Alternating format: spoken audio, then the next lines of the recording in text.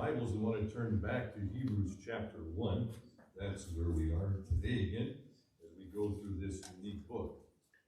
In times of crisis, one of the things that happens is, how do you get that message across?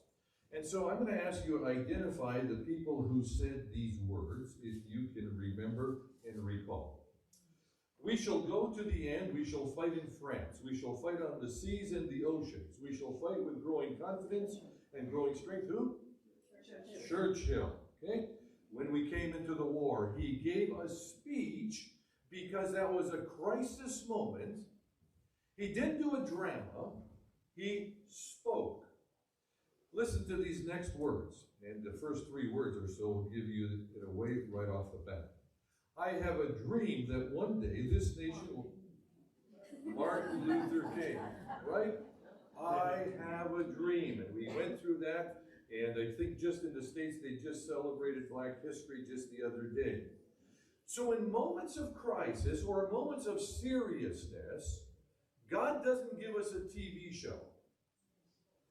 He gives to us a message that comes across with clarity and words, and it's in a speech that God is giving to you and to me what he wants us to hear and to know.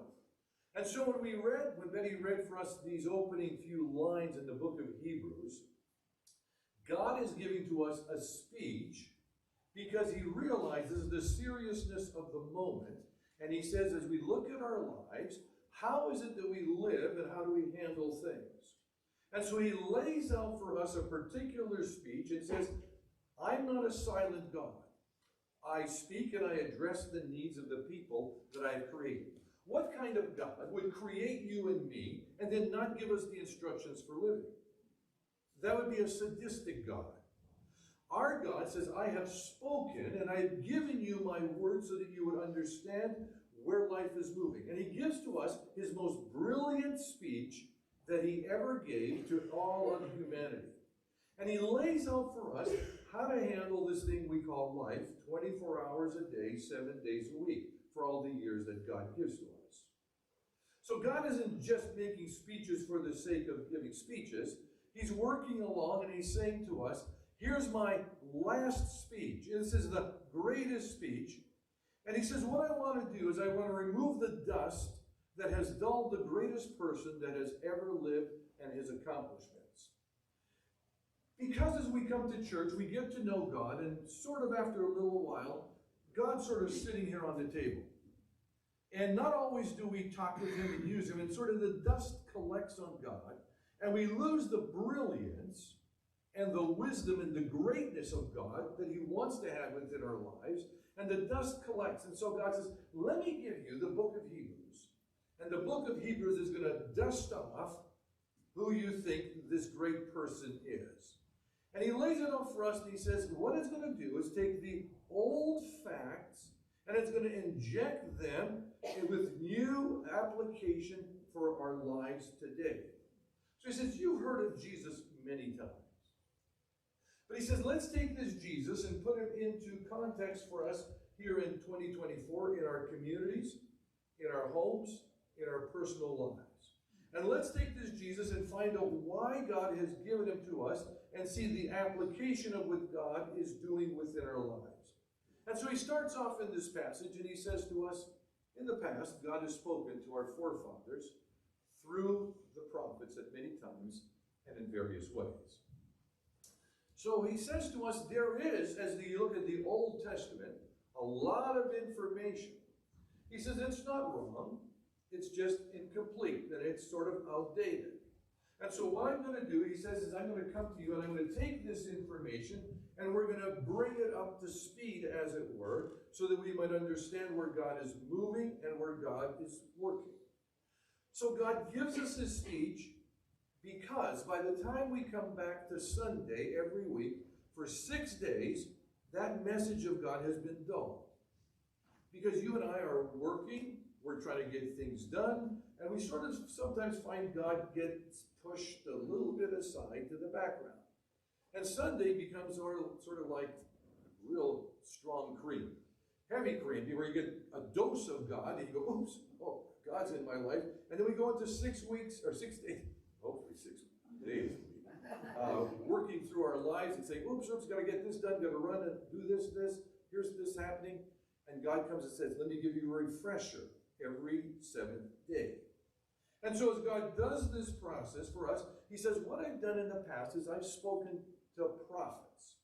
Prophets were not just foretelling, they were also forthtelling. Prophets were people who didn't mince words very often. They told you quite straight what God was thinking. And so the prophets were getting a message from God to give to us the latest of what God was trying to do. So as we follow through the Old Testament, we see God doing this time and time again. There was Elisha. There were Elijah, miracle workers. Then we run into Ezekiel. And Ezekiel is a real weird guy. He lays down on his side and he plays with toys as he does sort of the battle that is going to come there with his little men, army men. Then you come across Jonah, a hard-nosed individual who didn't want to listen to God until God had him ingested by a whale. Then you found there's Jeremiah, the weeping prophet. And so as you go through all these people, God is saying, here's a moment where I need someone to speak for me. And he speaks through these prophets so that we might understand where he's moving, where he's working, and what he's doing. None of them had the complete story. They gave us a piece of the puzzle here, a piece of the puzzle there, and he's taking us through in this process of where he wants us to move. And then comes this transition, and he says, in the last days, God has spoken to us. So we've been in the last days since the resurrection of Jesus Christ. And from there on, this is the period of the last days, and he's addressing us, and he's saying, this is a speech that God has made before his big final appearance on the earth. There is no greater authoritative message that has come from the mouth of God since Jesus Christ's appearing to us. So these are the last speech of God in its authority for you and for me as we await his arrival. And so as we look at it and we see God's speech, he's going to dust off the person of Jesus so that we would see him in his fullness and in his power. So when you come to this speech, this is an untoppable speech.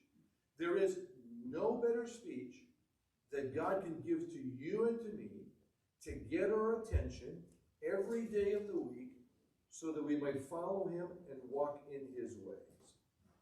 And his speech comes across in this way. He says, in the past, God spoke to our forefathers through the prophets at many times and in various ways, but in these last days, he has spoken to us by his Son. It's God's Son that is God's speech, a kind of different kind of speech that God is making at this particular time. Notice that you're not going to see the name of Jesus in this book until chapter 2 and about verse 8 or 9 or verse 4 of chapter 2. And there's probably a reason why he's just addressing him as the Son, the Son, the Son. And we'll take a look at that next week in particular. And so as we follow through in this message that God has given to us, he is saying to us, don't give up on people around you because of God's Son. God has intentionally worked within us, and he wants us to recognize what is happening. And so he doesn't mention the Son because he wants us to see who this Son really is, who this person is. When we lose sight of who Jesus is, when we buy him at a discount price, when we reduce him as old stock within our life, not valid maybe for today because of expiry date, God says, let's dust off Jesus just a little bit so that you and I might understand him a little bit more within our lives as we walk along. And so as God comes through in this process, he is saying to us a couple of things. And he gives to us 7 little points of who this Jesus is so that the dust would get off our minds and we would recognize who he is. He's saying that this Jesus, this Son of his, he's not just a prophet. He is not someone who works in God's office. He's not a servant. He's not an aide. He's not a friend. He's a son. A son in a particular way that maybe you and I don't always grasp, that he's working within our lives. And so he says, here's the things that I want you to learn about my son. And he lays it out and he says this, whom God appointed as heir of all things. And what he's sort of saying to us here is, this is God's approved equal. Now, for a moment, just follow a little bit of what he's saying. When you and I think of heir, we think someone has died and they're getting the leftover possessions, as it were. Here, heir has nothing to do with death in the process. God is saying is, my son, I did not push away my son at any point in my life. We got along so well, so famously, through all of our existence, and God's always alive. He says that I have a son that I am who is totally on par with me. He has my full approval. He has my full blessing. This is my decision to include my son into everything that I do. I didn't have to force my son into this position. God says, I'm not selfish. I'm not keeping my son away until he matures and becomes of age. No, he says, this son is different, son. This is my son, whom I have approved as an equal of mine. He's not a junior partner. He's not an apprentice working with me. He's not an assistant to me. I trust my son so much that I can give him the bank book, and I know that whatever he signs will be exactly what needs to be signed for. Whatever he does, it'll be exactly what I would choose to do. I've given him the keys to every room, access to every file. So good is my son, so do I trust him, that he is my equal. So when you and I look at this Son of God, we're not getting a second-hand God. We're not getting someone who's inferior to what is going on. God says he's one who comes right alongside of me and understands exactly what I am doing. And so as you and I walk with this God, he reminds us of the significance of who he is. When we talk about singing the name of Jesus, we recognize that we're not just dealing with an individual who is like you and me, who walked upon the earth. We're dealing with God's equal, divinely approved person. And so he reminds you and me, and he says, okay, understand what is happening in the process. My son, when he spoke those words on earth, be kind to people who are unkind. He wasn't just saying things to say nice things. He knew exactly what he was saying and what God wanted. When he said, be patient with people who don't get the message, he wasn't just uttering words. He understood my heart so well that he came and told us, as it were in black and white, I want you to live this way. So when people mistreat you, he says, love your enemies. And you say, give me a break. God said, no. That's coming from my heart, from the lips of my son, who is my equal, who has approval for everything that I have said to you. And so when you and I come to this Jesus, this God, God is saying to us, here is who he is and what I want to do in him and through him. Dust him off and recognize that you're not just dealing with someone that's insignificant. So he says, if you and I get frustrated with what God's Son has said, then you're frustrated with me, the God of all creation. He is so equal to me that I want you to understand that when he speaks, it's directly relating to my heart. And so he reminds us that should we forget that the problems that we have with Jesus also are problems that we have with him. So God says, here's my son. He's the one who's I have approved, and he's equal with me in all things. Should we be wondering if God's Son is good enough to handle our lives? He says, I want you to recognize when my son speaks, It's my words to you. And he reminds us, and he says, okay, keep going. He says, let's find out a little bit more of who this God is. And so he says, it's through him that I have made the universe. And we talk about this God who's got the whole wide world in his hands. And so he reminds us as we look at this part of his passage, he says, this is the Son that is, when I came to the greatest project of construction that was ever taken, I had my Son working with me at my right hand. We created the universe. When sons and fathers work together, sometimes it doesn't always go well. God says, when my son and I work together, we got along famously. So good that when I had the biggest project that I ever had in creation, he says, I called him to my side, and he worked out creation. So God in his creativity with his Son creates this fantastic world and hangs things in space, and they function in orbit. He works with what we call nuclear fusion, and he doesn't get burnt. He creates beautiful flowers because he's artistic and not just an engineer. He puts it all together for us, and he says, this is my Son. And then he does something different. How do we understand the greatness of this particular Son? Well, he reminds us and he tells us something else about it. If the Son of God can handle the creation of the world, he's not just telling us facts. Then he says if he can handle the creation of the world, part of that creation is you and me. And we can be very confident that God can handle our lives every day, whatever we're facing, and to follow his words, because he's the smartest and the greatest individual who ever lived.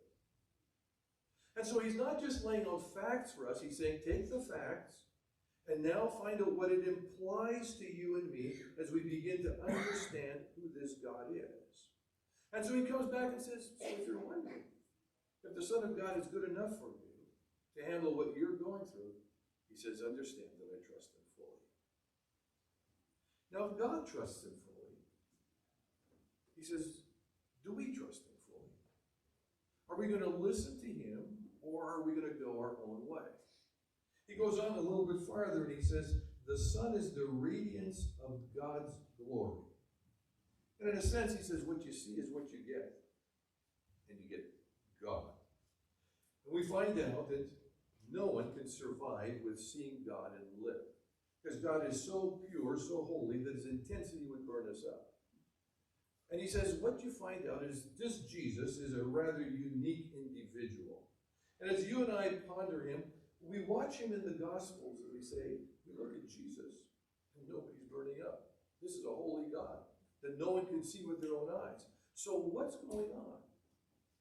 And the writer begins to explain to us that there's nothing that can dim the brilliant grandeur of God through his ways as he's displayed it in this world. But he's done it in a unique way. And so when he comes along at this point and he talks about this is a God who was approachable. The Father was not able to be seen by human eyes. And so he's reminding us that this is something unique. And so he says, when you look at what God is doing, here's a God who can handle rednecks quite comfortably.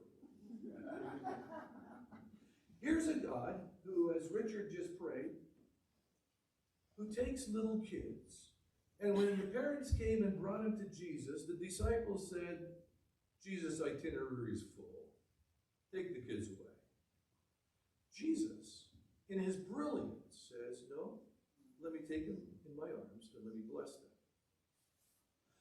And the God who we looked at and thought is unapproachable in a very brilliant way. So when he says, love your enemies, he is coming to us and saying, I'm a God who is so good that even your enemies I can love and I can work in their lives and through their lives and bring them back to myself. And you're not going to see the brilliance of God in shining brilliance, but you're going to see the shiningness of God in his brilliance through the humble ways. And he's going to catch your attention because he said, no one acts like that unless you're God. And so he reminds you and me in this process that we have a God who, when he was treated like a criminal, still responded as a gracious God. And in his brilliance, when they accused him and mocked him, didn't stand up and say, "You're a bunch of jerks." He did go back and mouth them off. But in his brilliance, you and I see God in a way that we've never understood God. He took all the garbage that was thrown at him, and in his silence and in those soft words, he explained to them who God really was. He was God in human flesh. He was like you and me, but he was acting fully as God because he was God. He had the nature of God living within his heart and life, and he expressed that in that particular way and at that particular time. So he says, what you see is what you get. And when we look at Jesus, we get God in full color, unmistakably God, so that we might know him for who he is. A little guy was looking at a picture of Jesus, and he was standing there for quite a little time, pondering what he was seeing. His father said to him, "What are you doing, son?"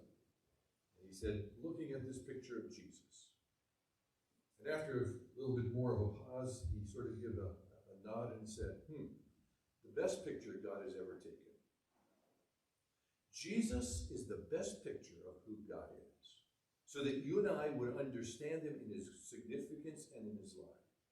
And so he says, should you be wondering if God, the Son of God, is good enough and able enough to handle what's going on in your life? He says, I trust him fully. This is my son. He says, let's go on a little bit more. He says he's the exact representation of his being. So this is Jesus, is not God just sort of looking like God, but he is God in character and in quality, all the way through, right to the bottom of his souls. And he reminds you and me, as we look at this Jesus, of who he is. He says, let's understand him a little bit. Jesus is not similar to God. Jesus doesn't just resemble God. Jesus doesn't just exhibit some godlike features. Jesus is not sort of like God. What he's telling you and me is, as we come across this all, he says there's no deviance, no difference between the Father and the Son. He's not an inferior model of me at all. He says he is not a fake God who sort of gets this name. He is God fully, completely, perfectly identical to me. And so he says, when you think of the Son of God, he is exactly like me in character, in heart, in desire, in everything that he does, in quality and intensity. There's no difference between the Father and the Son. And so he says, when you come to life and you wonder what's going on, if you wonder whether this Jesus can handle what's going on in your life, he says, understand where he's at and what he's doing. He goes on a little bit farther and he says, sustaining all things by his powerful word. What he's saying is he's fully in charge and in control without needing a supporting cast. And so he reminds us that there are few powerful people in the Word who can speak words and things happen. He says, no, this one, this son of mine, can just say things and life changes in the process. And you say, well, if this God can just say things and it changes what's happening in the world, why do we have all the words of God and the world is such a mess? Probably the reason for that is this. Is God says you and I are independent and self-minded in our own ways so much that God says we will not just listen when the word is read to us. We won't just follow it. So God says, what I'm going to do is you will not listen as people. Generally, I don't listen until it comes to a crisis moment. And so God says, I'm going to let you do your own thing because you speak your words and you think that they should be enacted upon. When I say something, then people ought to jump and do what I say. So God says, go ahead. Say what you want to say. I'll let you take the stage for a while. And so we say what we want to say, and things don't go the way they should. And we find out that our words are not powerful enough. And what we find out is, say, God, what are you doing? You said you'd help me. Well, God says, when you stop doing your thing your way and listen to my words, I'm going to let you go as far as you want to go with your word. And you're going to come to a place of frustration in your life. And when you come to that point of frustration, you say, now what do I do? God says, I'll come in and I'll work with you. How do you save a drowning person? Go ahead, I'll let you talk this morning. What's that? Give him a kick that he cannot take you down. Okay, and a drowning person, do you go and hug him and save him, grab him, pull him back? They're drowning. No, what do?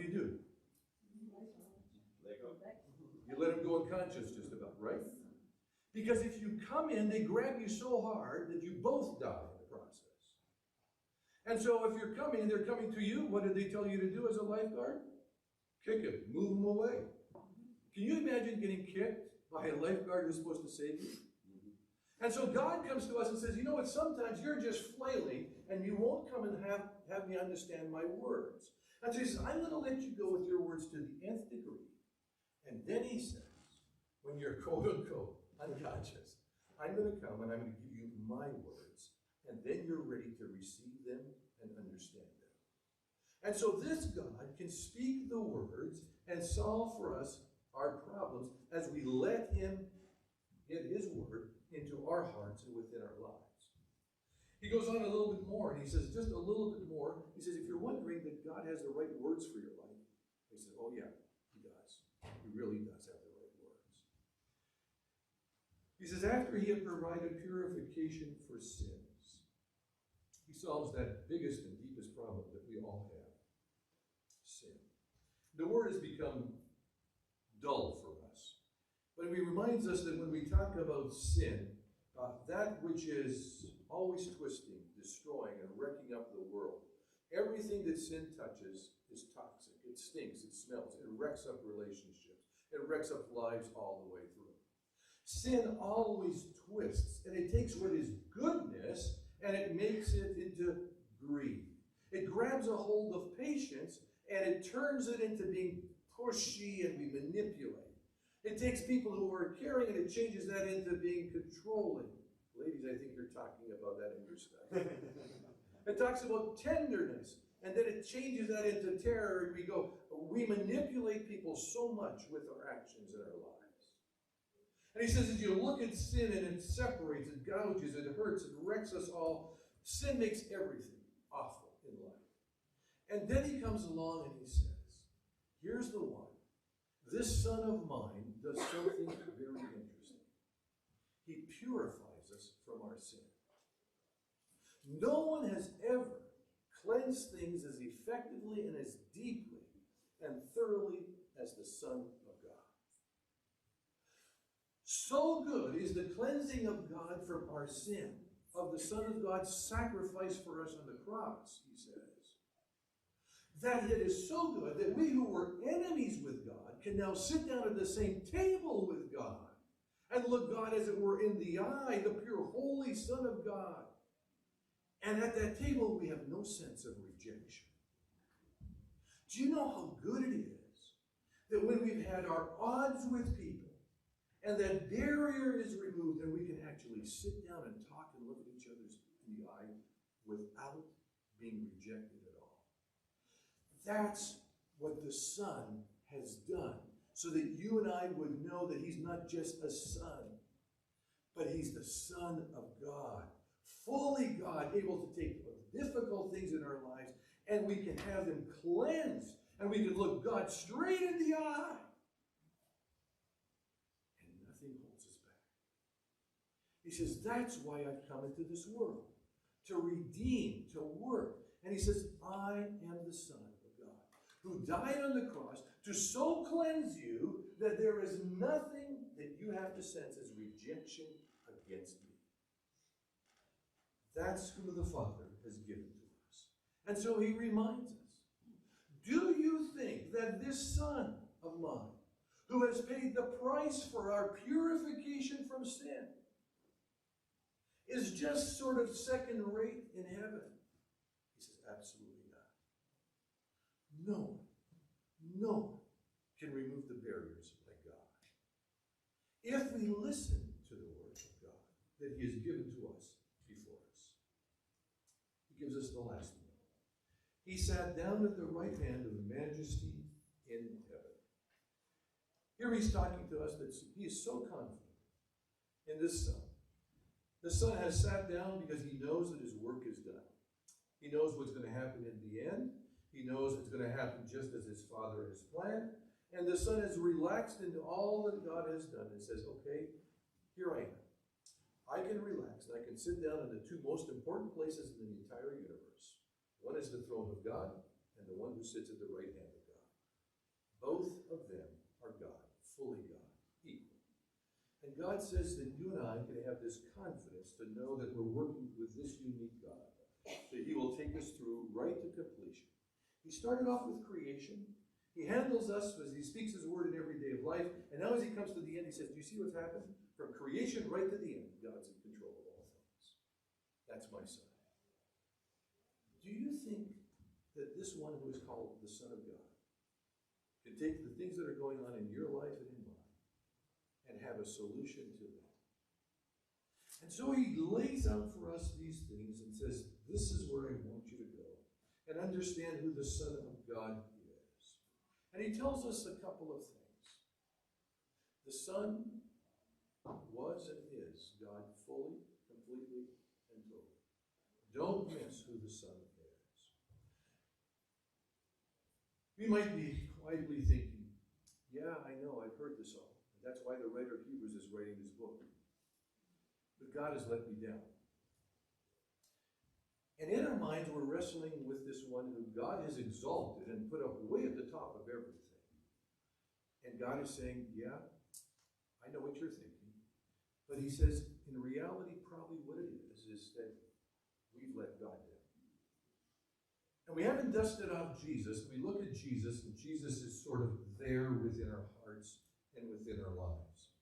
And so he's giving to us right at the beginning of this book who we're coming to. He's the Son. He hasn't given him a name yet. He's saying this is the Son. And so he says, let's take a couple of things within our lives. As we try to understand who this Jesus is, take extreme caution at examining ourselves and listening to our own speeches. You and I will leave this auditorium in just a few minutes. And in your heart and in your mind, you're going to go and say, yeah, but there's certain things happening. And we're going to come in our lives, we're going to wrestle with what is going on and with the situations that we're facing. As soon as your argument switches to the words I or my,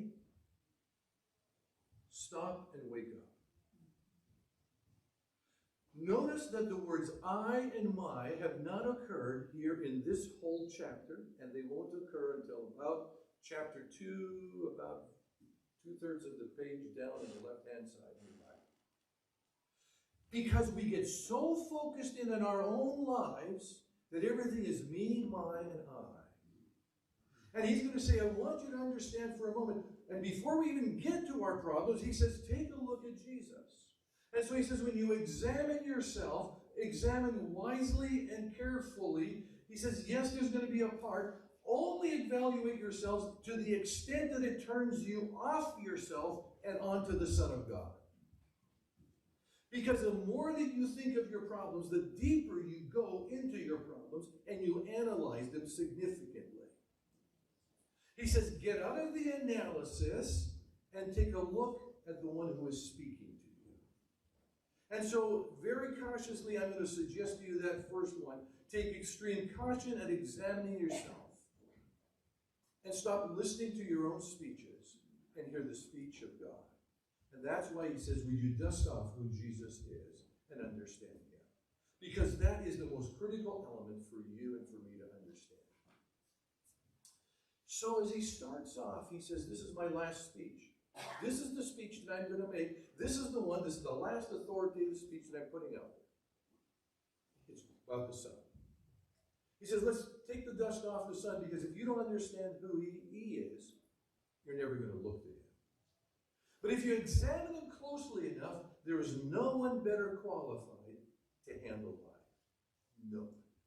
And he says, I've just given you his resume, and I've given you his status, and I've given you his character, so that you can follow him. Notice what those 7 things have said, and they answer these questions in your life and mine. Is having the Son of God on our side of any benefit?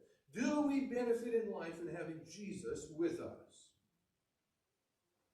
He's going to say, okay, does the creator of the universe have any creative solution to the challenges that you and I face? Well, he just said back there that he was the one who was there at creation.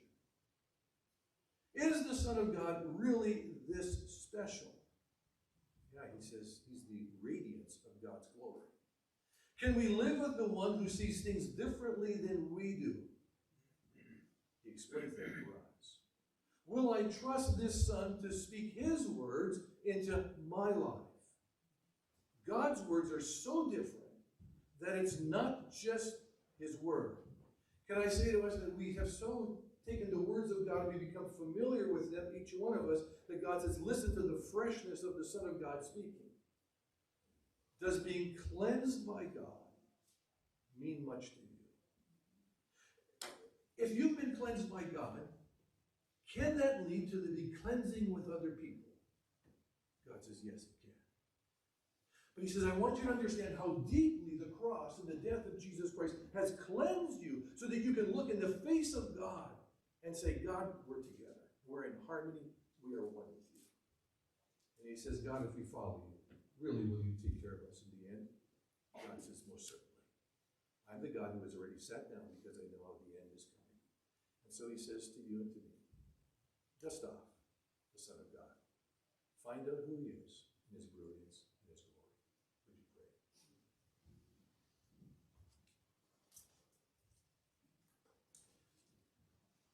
Father, some of us have grown up in the church. We've been in and out from Sunday school on. We've heard about your son. We've heard about your work. We heard about what you're doing. As we put what you're doing in light of what where our lives are at, sometimes we say, God, things aren't working out as great as we thought you would maybe be doing if you were in our lives. And we're disappointed with you. And so you've reminded us of who your son is. And you're asking us to dust him off and to look at him in a different light maybe than we have been in the last little while. And in none of these areas have you scolded us. What you've done is you've simply said, take your eyes off your problems and understand for a moment who God is. And to understand the significance of what you're doing. Oh, you'll address our problems.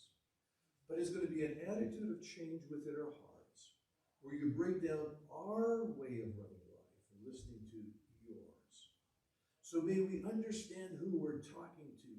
And even as we talked this morning and we're addressing you now, may we understand that the Son of God is God in his brilliance, in his grandeur, in his power, and in his might. And there is nothing that you can hold you back from resolving our issues. We pray that we might dust off the dust that is on Jesus and find him in his brilliance and grandeur